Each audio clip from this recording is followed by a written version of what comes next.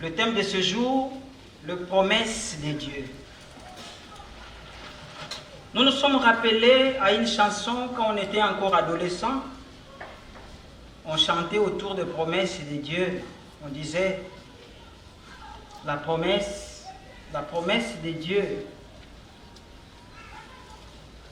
Ce que l'homme a promis peut ou ne pas se réaliser, mais ce que Dieu promet finit toujours par se réaliser.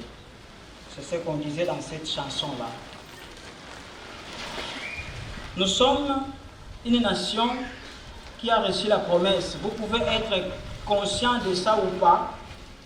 Et comme j'ai dit dans l'une de mes chansons, la vérité ne change pas parce que la grande majorité a refusé de croire. La vérité ne devient pas fausseté parce que tout le monde a refusé de croire. De même, la fausseté ne devient pas vérité parce que tout le monde a cru. Si c'est du mensonge, si c'est de la fausseté, même si toute l'humanité croit, cela ne deviendra pas une vérité. Si c'est une vérité, même si toute l'humanité refuse de croire, ça ne deviendra pas fausseté parce que vous avez refusé de croire. Nous croyons que cette nation a reçu la promesse de Dieu. Mais cette promesse tarde à se concrétiser. De même, chacun de nous, tel que nous sommes là, à un certain niveau, nous avons déjà reçu la promesse de Dieu, d'une manière ou d'une autre. Et notre pays est rempli de gens qui vous disent, Dieu m'a parlé, Dieu m'a dit. Une chose, pourquoi toutes ces promesses ne se réalisent pas encore jusque-là? Et qu'est-ce qu'il faut faire pour que la promesse reçue de Dieu puisse se réaliser? Nous disons, la promesse est une dette. Donc, dès qu'on a fait la promesse, il faut se battre pour la réaliser, la substantialiser, la matérialiser. Mais ici, nous parlons des promesses de Dieu. De ce fait, la promesse implique une interaction entre les sujets qui parlent, celui qui dit, celui qui promet, et celui à qui on a promis, c'est-à-dire son interlocuteur. Il y a une interaction. Pour ceux qui ont déjà étudié le principe divin, dès qu'on donne une promesse, ça signifie que nous entrons dans un système de donner-recevoir pour que cette promesse puisse se matérialiser. Parce que nous aurons des entités, nous aurons des parties. Le sujet qui a promis, la personne qui a promis et la personne qui doit recevoir. Il faut qu'il y ait une interaction entre les deux afin que cette promesse puisse se réaliser, puisse se matérialiser. Voilà pourquoi nous disons, quand il y a promesse, il y a une relation des sujets je et tu. Entre moi qui fais la promesse et toi à qui je fais la promesse. En termes de principe divin, nous disons entre un sujet et un objet. Ça signifie quoi? Dès qu'on te fait une promesse, directement entre toi qui a reçu la promesse et la personne qui a donné la promesse, vous vous retrouvez dans la position sujet-objet pour accomplir quelque chose. Qu'est-ce que la promesse implique pour que ça puisse se réaliser? Ici, nous sommes en train d'analyser d'abord du point de vue des humains. Après, nous allons entrer dans la Bible pour voir avec le parent céleste, Dieu lui-même, comment ça se fait. Celui qui fait la promesse, comme nous avons dit que c'est un engagement, cette personne s'engage. Elle prend un engagement. Pour que sa promesse puisse se réaliser, il faudrait que chez lui, ou bien chez elle, qu'il y ait le sérieux. Il faut que tu sois sérieux quand tu prends un engagement. Pour honorer cela, il faut du sérieux. Il faut de l'honnêteté. Qu'est-ce qu'on appelle l'abus de confiance? Si ce n'est pas un engagement qu'on a pris et qu'on refuse de l'honorer, ça demande de l'honnêteté. Ça demande aussi de la disposition de moyens. Est-ce que la promesse que tu donnes, tu disposes de moyens pour réaliser ça? ici interviendra un aspect de la foi. Parce qu'avec la foi, on peut faire la promesse alors qu'on ne dispose pas encore de moyens pour accomplir. Mais ça va amener alors la responsabilité. Est-ce que vous disposez de moyens, la politique, pour réaliser ce que vous avez promis? L'espérance, vous-même aussi. Pourquoi nous avons placé aussi l'espérance là-bas? Nous avons placé ça aussi du côté de la personne à qui on a promis. Parce que nous trouvons, il y a des gens, la personne te fait la promesse, je vais faire ceci pour toi. Mais la personne ne trouve pas la disponibilité de recevoir dans toi. Et elle-même commence à s'impatienter. Et elle espère, quel jour, toi à qui je fais la promesse, tu seras disponible pour que je puisse réaliser ça. C'est un peu ce qu'on peut, dans la vie courante, un jeune homme rencontre une jeune fille, les deux se parlent, se mettent ensemble, et puis on lui fait la promesse, je vais faire de toi la mère de mes enfants. Mais, il faut d'abord que tu termines les études. Entre ces moments et le jour de la collation des grades, il y a un chemin, il y a un temps. Il faut espérer. On espère que la personne arrivera. Contre vents et marées, contre intempéries, la personne arrivera. On espère.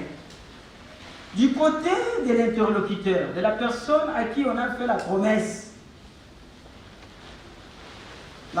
exige la confiance. Elle exige aussi la patience. Il faut savoir patienter. On t'a dit, on va te donner ceci, on fera ceci pour toi. On t'a dit ça à 8 h du matin, à 10 h déjà tu téléphones, est-ce que c'est prêt? Mais qu'est-ce qu'on t'a promis? On t'a promis un voyage en Europe. Pour nous ici, on t'a promis un voyage en Corée à 8 h, à 9 h, toi tu poses déjà la question, est-ce que c'est prêt? Même si l'argent était disponible, on ne peut pas mener les démarches en 1 heure et tout terminer. Il y a beaucoup d'aléas qui peuvent entrer et interférer. C'est pourquoi on a besoin de la patience. Dieu lui-même use de la patience. On va y revenir. La persévérance. Parce que la personne qui a donné, qui a fait la promesse, doit réunir les moyens pour réaliser sa promesse. Et cette personne peut rencontrer aussi certaines difficultés. Et toi maintenant à qui on a fait la promesse, si tu n'es pas persévérant, tu risques aussi de te décourager. Il y a aussi de la bonne foi. On m'a fait la promesse, oui. Est-ce que je crois d'abord à cette promesse? Ça c'est un problème, c'est pourquoi on a parlé de la confiance. De l'autre côté, est-ce que,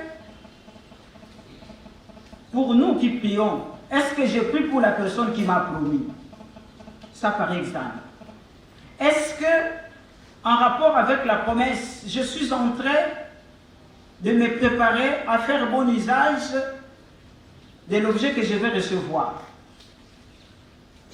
Parce que ça aussi c'est un problème. On peut te faire les cadeaux.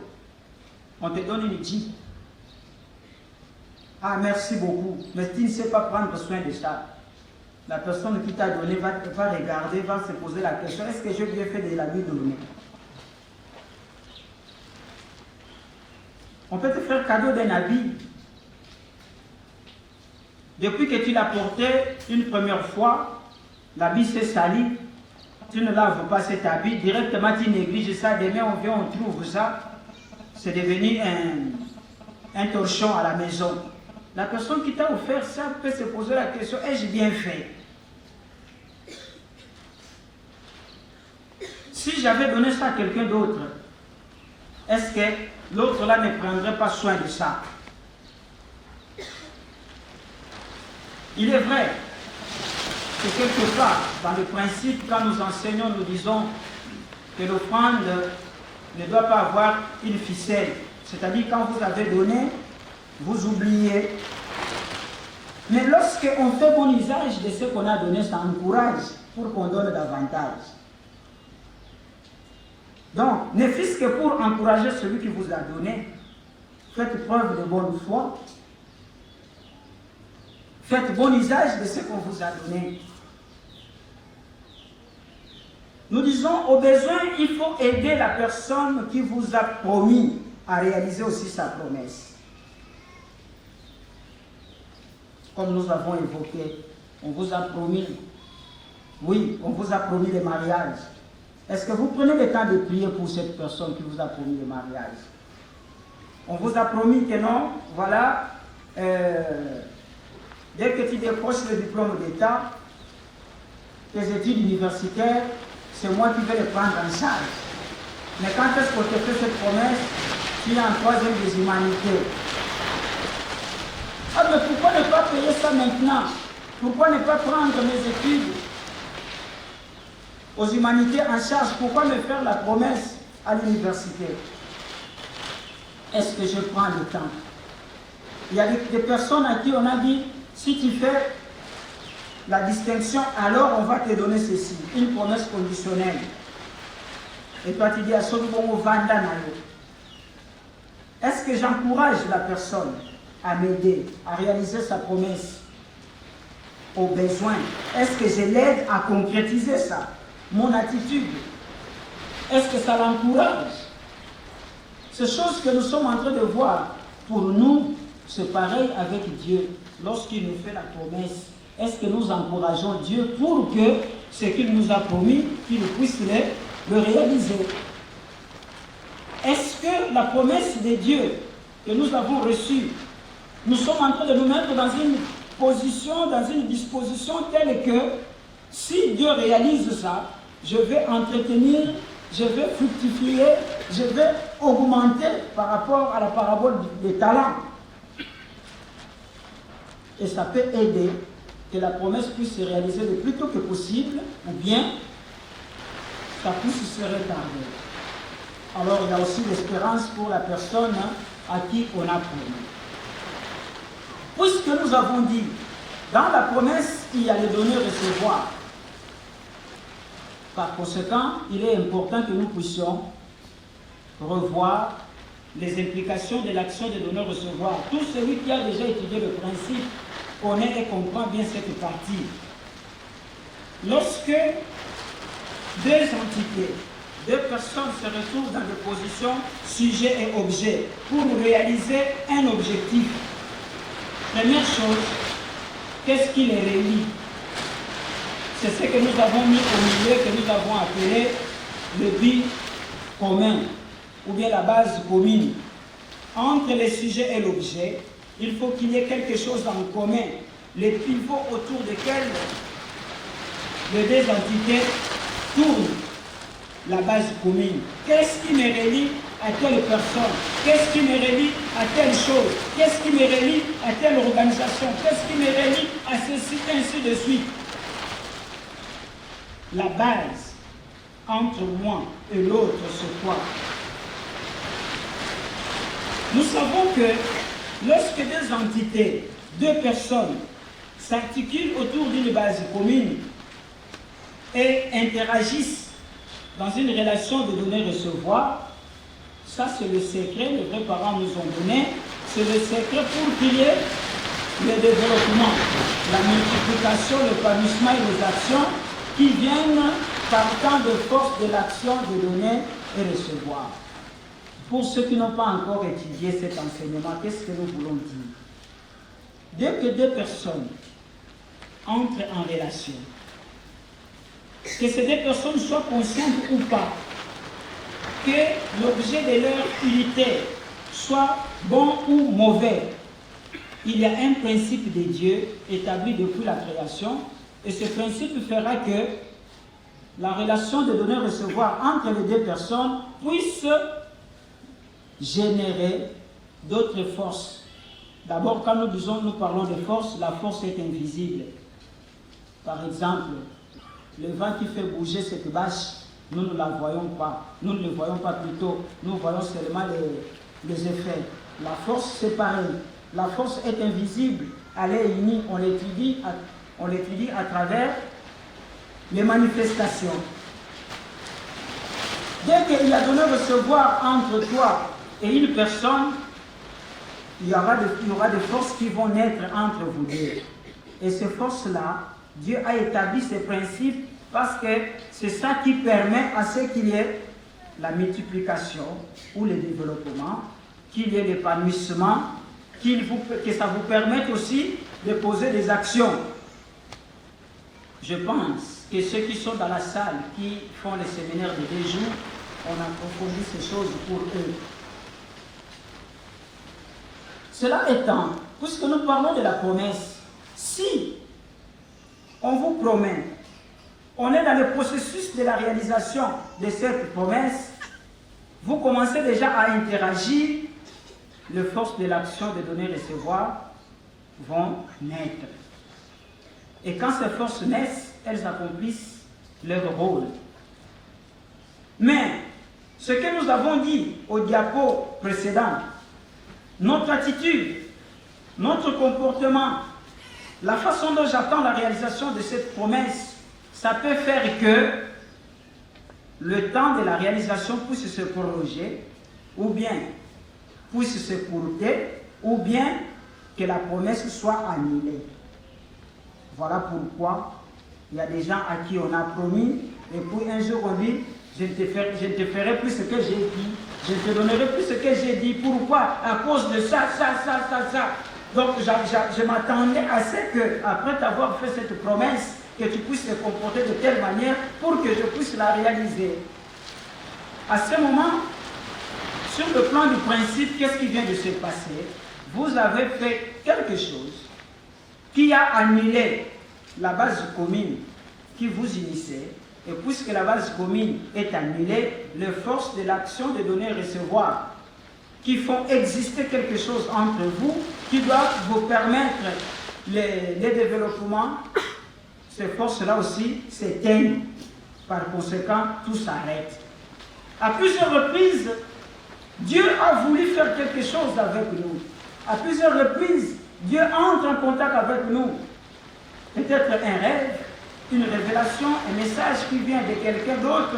Dieu veut réaliser quelque chose avec nous, il nous promet. Mais on continue à attendre, on attend et on attend. On continue et ça ne se réalise pas. On se pose la question, mais cette promesse que j'ai reçue de Dieu, pourquoi elle ne s'est pas réalisée? La base commune qui a permis à ce que Dieu puisse te faire cette promesse, toi tu l'as annulée. Et la promesse s'étend. Prenons l'exemple d'Abraham, parce que nous avons lu dans la Bible sur lui. Dieu dit à Abraham, tu seras le père de la multitude. Abraham s'attendait à ce que cela se réalise d'aussitôt. Et comme il était avancé en âge, lui et sa femme, il s'attendait à ce qu'il puisse donner rapidement naissance aux enfants. Donner naissance aux enfants en chaîne.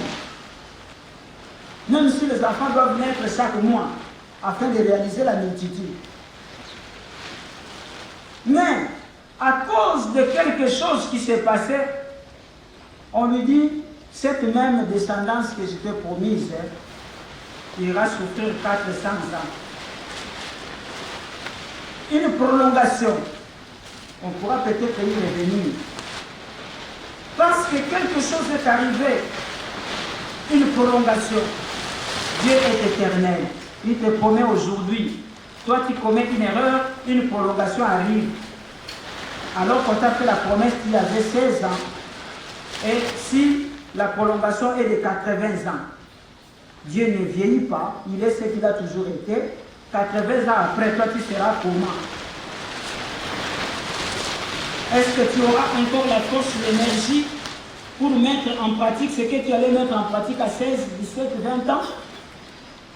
Donc le perdant c'est toi. Le perdant, ce n'est pas Dieu. Alors, nous voyons le fondement de la promesse. Quand nous parlons de la promesse, très souvent, nos pensées s'orientent vers les bénédictions. Oui, il y en a des promesses de bénédiction. Dès qu'on vous dit, on vous a promis telle chose, vous êtes content, vous êtes pressé que ça se réalise. Mais il y a aussi des promesses de punition, ça arrive. Ici, nous voulons montrer quelle attitude face à une promesse.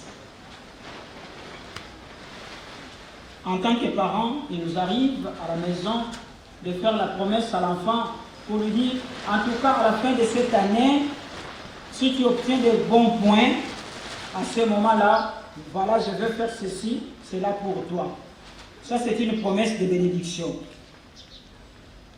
Et l'enfant attend impatiemment la fin de l'année pour recevoir le cadeau que le parent a promis de donner. Mais la meilleure façon pour l'enfant, ça sera quoi? Puisqu'on m'a dit, on a conditionné qu'on va me donner ces cadeaux si j'ai fait de bons points.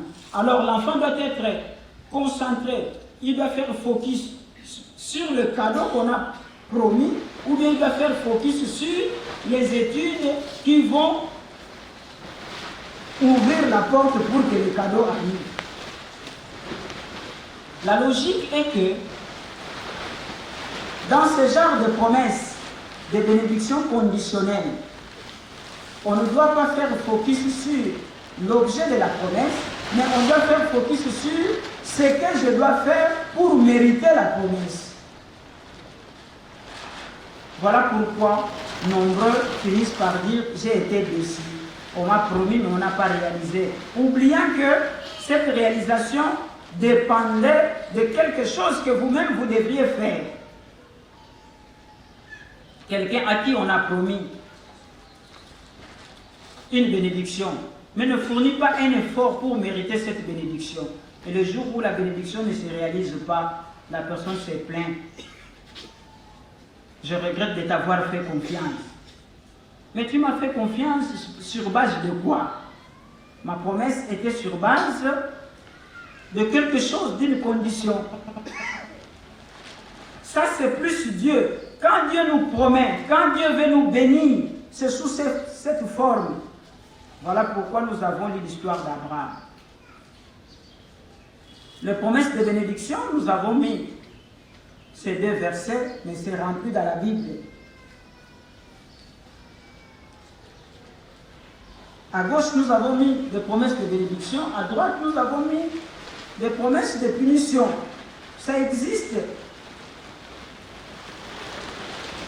Par exemple, l'histoire de Jonas avec le peuple de Ninive. Dieu a promis de punir le peuple de Ninive. C'était une promesse, mais ce n'était pas une promesse de bénédiction. Si nous regardons activement, ce n'était pas une promesse de bénédiction, c'était un châtiment. L'histoire que nous avons lue, où Dieu dit à Abraham, est-ce que je vais cacher à Abraham, mon serviteur, le projet que j'ai, le projet d'aller détruire Sodome et Gomorrhe? Ça, c'était une promesse de punition à cause d'un mauvais comportement qui se passait là-bas. Alors, lorsque nous avons reçu une promesse, quand on a reçu la promesse de bénédiction, nous sommes pressés que ça se réalise vite. Et quand nous avons reçu la promesse de punition, il nous arrive, comme aux parents, de dire à l'enfant, à cause de ce que tu as fait, maintenant je sors, mais le soir quand je vais revenir, je vais te taper. Et toute la journée, l'enfant reste dans cette angoisse, dans cette cause, pour dire que non, le soir, quand papa va venir, quand maman va venir, ça va barder ici. Et une promesse comme ça, vous risquez même de revenir le soir où est l'enfant n'est pas là, il a fui la maison. Ça peut se faire. Dans certaines familles, ça s'est déjà fait. l'enfant vient de faire quelque chose, lui-même se rend compte que ça là, si mon père découvre ça, c'est fini, c'est la fin du monde. Ça, si maman découvre ça, c'est la fin du monde. Alors, que dois-je faire?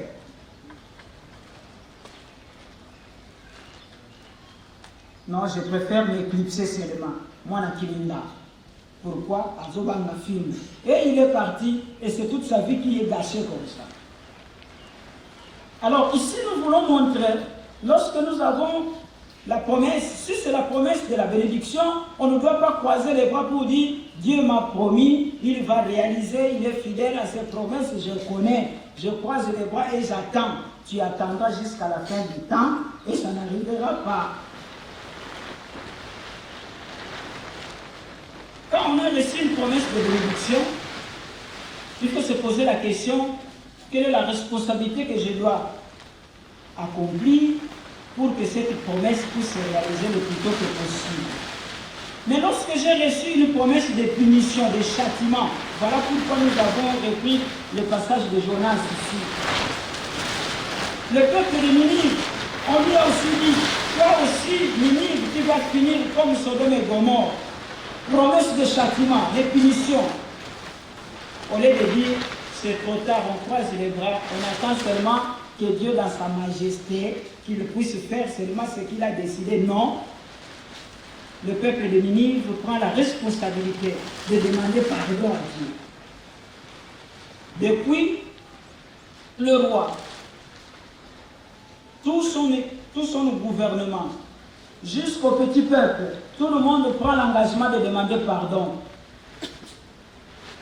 Et nous lisons dans Jonas 3, verset 10, on dit, lorsque le peuple s'est repenti, Dieu aussi s'est repenti du mal qu'il voulait infliger à ses peuples et finalement, il n'a plus accompli ça.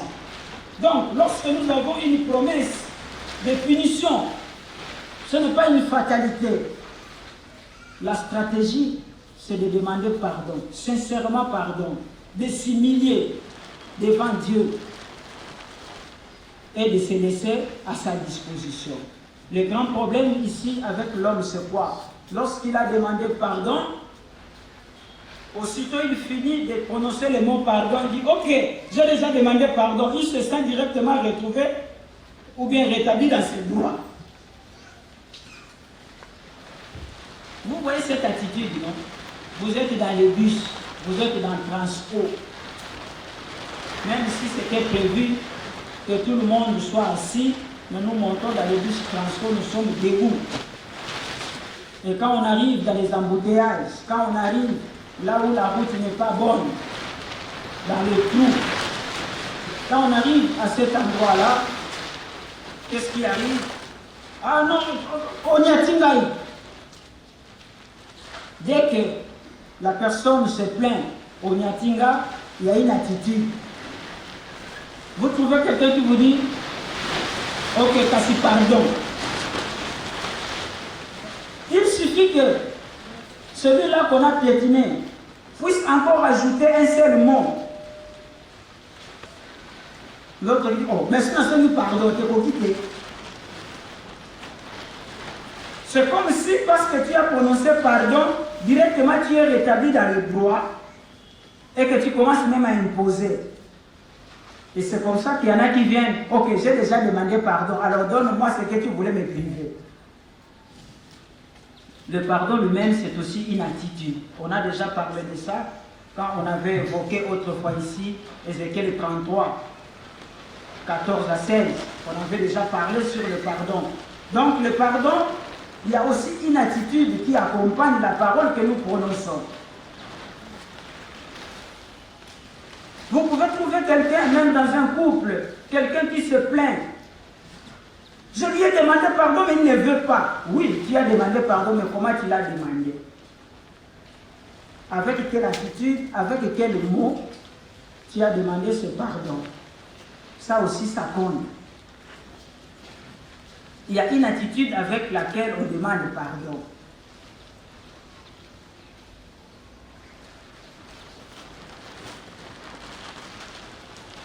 Donc, nous avons montré ici que quand on a reçu une promesse de de bénédiction, on ne doit pas croiser les bras. On doit se battre pour accomplir la responsabilité qui est relative à cette promesse pour que la promesse puisse se réaliser. Lorsqu'on a reçu une promesse de punition, de châtiment, ce n'est pas une fatalité, ne croisez pas non plus les bras. Cherchez comment détourner la colère comme le peuple de Ninive. Quand Dieu a promis au peuple de Ninive qu'il va punir, ce n'était pas une plaisanterie, c'était une réalité. Si le peuple ne s'était pas repenti, Ninive finirait comme Sodome et Gomorrhe. Et qu'est-ce que Dieu attendait de Sodome et Gomorrhe? C'était aussi une repentance, un changement de comportement, de caractère, d'attitude. Mais puisque Sodome et Gomorrhe n'ont pas réalisé ça plutôt, c'est pourquoi la punition est arrivée. Aussi, nous avons déjà expliqué ces choses en montrant un autre aspect. Dans un groupe, on a toujours besoin de personnes de référence, de personnes qui prennent le poids sur leurs épaules. Même pour que le bien arrive dans une nation comme la nôtre, il faudrait qu'il y ait des personnes qui prennent la responsabilité sur leurs épaules pour exciter Dieu, le Parent Céleste, à réaliser le plus tôt que possible ce qu'il a promis. Ces personnes, ce sont des personnes que nous appelons les élus. Dans l'Ancien Testament, on les appelait les justes. C'est pourquoi, lorsque on voulait détruire Sodome et Gomorrhe, avec l'intervention d'Abraham, Seigneur, si tu trouves 50 justes, est-ce que tu vas détruire? Dieu dit, à cause de ces justes, je ne veux pas détruire. Ça signifie que des personnes qui vont prendre la responsabilité. Lorsque vous êtes établi alors juste, qu'est-ce que vous devez faire? Vous ne devez pas rester dans votre coin, plein d'orgueil, moi je suis le juste. Non. Pourquoi Dieu répondait à Abraham que si je trouve 10 justes, je ne veux pas détruire? Parce que le juste, en prenant la responsabilité, il doit vous fournir l'effort de se multiplier. C'est-à-dire, témoigner à d'autres personnes, leur apprendre la justice, la droiture, pour que d'autres personnes deviennent comme eux. Comme ça, le cercle va grandir. Si on a 10 justes aujourd'hui, par le travail de ces justes-là, demain on aura 11, après-demain 12, après-demain 13. Voilà pourquoi, lorsque notre vraie mère nous demande, il faut témoigner. Parce que notre vraie mère nous considère que nous sommes des justes. C'est-à-dire nous ne devons pas rester au nombre que nous sommes. Nous devons nous multiplier en allant vers les autres, considérés comme les habitants de Sodome et Gomorrhe, en allant vers eux, leur parlant, leur montrant, leur enseignant même comment devenir juste. Et plus eux aussi deviennent des justes, la sanction contre la nation diminue jusqu'à disparaître. Voilà comment quelques personnes, une poignée de personnes peuvent arriver à sauver toute une nation. Voilà pourquoi, quand Abraham négocie, Dieu dit, si je trouve 10 justes, je ne vais pas détruire. Parce que Dieu se disait, avec les 10 justes, il y aura une progression arithmétique. Chaque juste contacte une personne, fait d'elle juste. On était à 10, on arrive à 20, et les 20 justes, chacun contacte une personne. À la deuxième génération, nous arrivons à 40. À la troisième génération, nous sommes à 80. C'est cette progression-là que Dieu attendait. Mais malheureusement, quand on a trouvé que 3 justes, l'autre et ses 2 filles. On leur dit, sortez, nous allons brûler. Eux aussi sont sortis. À cause de ça, moi je dis ce sont des justes partiels. Les vrais justes pouvaient dire quoi? Seigneur, nous ne sommes pas nombreux, nous ne sommes que 3. Si Abraham a négocié pourquoi l'autre n'a pas négocié. Abraham, en négociant, il négociait pour la responsabilité que quelqu'un d'autre allait accomplir. Abraham n'a pas dit, Seigneur, laisse-moi aller à Sodome et Gomorrhe pour aller témoigner que ces gens-là changent. Lui, reste dans son coin. Il dit, si tu trouves les justes là-bas, est-ce que tu vas détruire? Dieu dit, je ne les détruis pas. Et Abraham reste. Si Abraham avait accompagné et arrivé aussi à Sodome et Gomorrhe, sur les 3 justes qu'on avait, plus lui, ça serait 4. Et s'il avait amené sa femme, ça fait 5. 5 sur 10. Parce qu'Abraham a négocié jusqu'à 10. 5 sur 10, ce n'est pas un échec, c'est la moyenne. Mais lui est resté. Il a négocié pour la responsabilité que d'autres personnes devraient accomplir. Et l'autre et les défis devaient dire quoi? Seigneur, au lieu de nous laisser partir, parce que nous avons vécu au milieu de ces gens ici, on a quand même des relations, on se connaît. Est-ce que tu ne peux pas nous donner ne fût-ce que 40 jours pour que nous essayions encore? Je suis sûr, avec l'amour du parent céleste, si l'autre et ses 2 filles avaient négocié ça, Sodome et Gomorrhe ne seraient pas détruits en ce jour-là. Dieu allait dire, ok, prenez la responsabilité. Si vous échouez dans votre responsabilité, alors je vais revenir. C'est ça le Dieu que nous prions.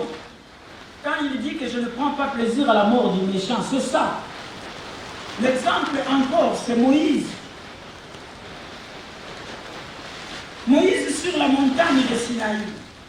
Dieu lui dit, ton peuple s'est perverti. Moïse, je vais déverser sur lui la coupe de ma colère. Moïse a dit, non, Dieu, je ne te permets pas. Je ne te permets pas de déverser la coupe de ta colère sur ce peuple. Parce que si tu le fais, les païens vont se moquer de toi. Alors, moi je prends la responsabilité. Laisse-moi. Je vais descendre de la montagne, je vais parler à ce peuple, il va changer. Et c'est ce que Dieu a dit. Ok, d'accord, descends de la montagne. Moïse descendant de la montagne, ça c'est un autre aspect des choses. Moïse descendant de la montagne, il trouve le peuple en train de chanter, danser autour du veau d'or. Directement, il oublie la promesse qu'il venait de faire à Dieu. Il se fâche puisque Dieu lui-même. Et à cause de ça, il brise les tables de pierre. Combien de fois n'avons-nous pas aussi fait des promesses à Dieu? Si on nous laisse seulement prier ici, on va écouter. Nous, membres de l'église d'édification, nous sommes très forts dans ce genre de prière. Parents célestes, on te promet de faire ceci. Nous allons devenir ceci. Nous allons faire ceci. On crie comme si on était en train de menacer Dieu. Il écoute. Mais après, il nous attend pour voir que nous commençons à faire ce que nous avons promis. Il attend et il attend. Il attend et il attend. Et il continue à attendre. C'est seulement lorsqu'on va nous réveiller. Voilà la catastrophe qui s'approche. Nous, on reprend encore. Dieu, on te fait la promesse. Vraiment, si tu nous accordes ceci, voilà ce que nous allons faire. C'est à cause de cela, chers invités, vous écoutez ici les gens prier, au lieu de terminer au nom du Christ, au nom du Seigneur, les gens terminent à mon nom. Ça signifie que maintenant nous sommes dans l'âge où nous devons prendre l'engagement et la responsabilité de l'accomplissement de ce que nous disons.